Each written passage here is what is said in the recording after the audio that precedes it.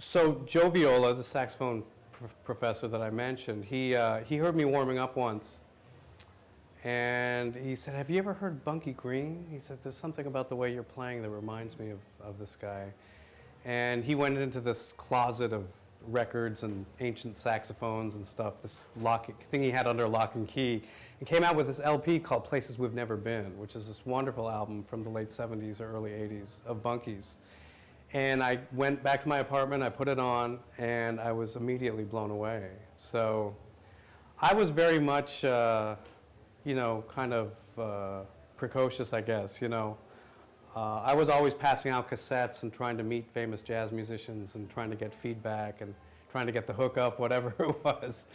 And so I tracked Bunky's phone number down and just called him and said, you know, I heard this album and I think it's amazing, and you know, can I send you a cassette of some of the stuff I've been doing and get some feedback from you? And that was 20 years ago. And so that correspondence kind of evolved into a really great friendship. And eventually we realized that we wanted to do something together. We just wanted to wait for the right circumstances, whatever that meant. Like, we just wanted it to happen in the biggest way possible. And I think it did, you know. We managed to make a really great album with Jack DeJohnette and Jason Moran, and two people who really wanted to be part of the project immediately. And we both wrote music specifically for this project. We're not kind of filtering other compositions into it, you know.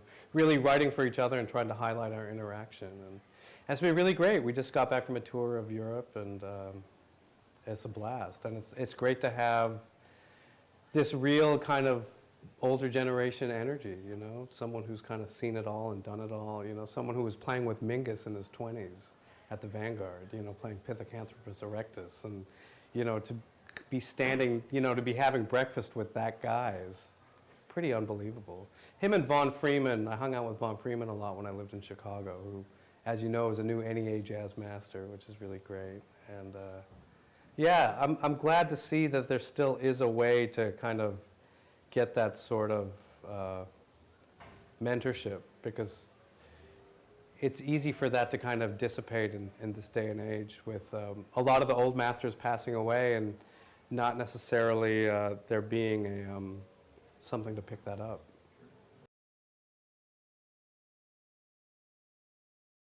You may know his name, but certainly not his music, and he's very under-recorded. I mean, he did an album for a French label a few years ago, and then before that, it was something from maybe 1990 called Healing the Pain, which is a great album also.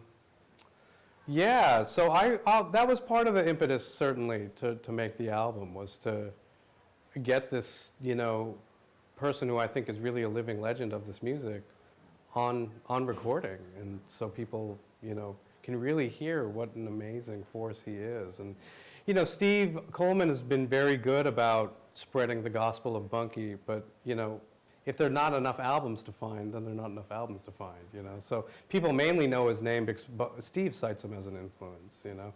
And obviously, in Chicago, he's kind of, it's Bunky and Vaughn Freeman and Ira Sullivan, you know. But in New York, not so much, and the rest of the world. So it's been really great to get him out there. And, you know, I mean, he's 78, but he behaves like a 35-year-old and has the energy of a 35-year-old. And he gets up there and plays, breathes more fire than anyone I know, so. Yeah, definitely. The thing I'm really excited about next is I just signed with Act Records, which is this wonderful label from Germany. And we're putting out in the fall something that I actually recorded a few years ago that was actually the result of my Guggenheim Fellowship.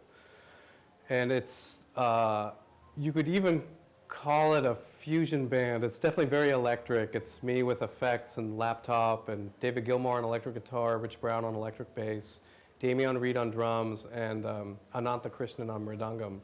So it's kind of the result of some work I did in India, melded with a bunch of computer and electronic stuff that I was working on.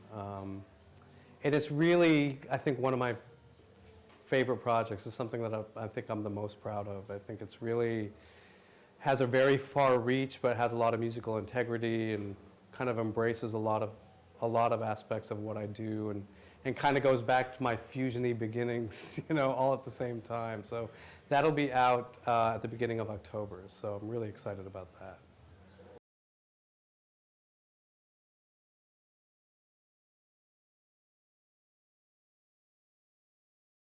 Hi, this is Rudresh Mahanthappa, and if you want to see more interviews from Newport, go to jazztimes.com.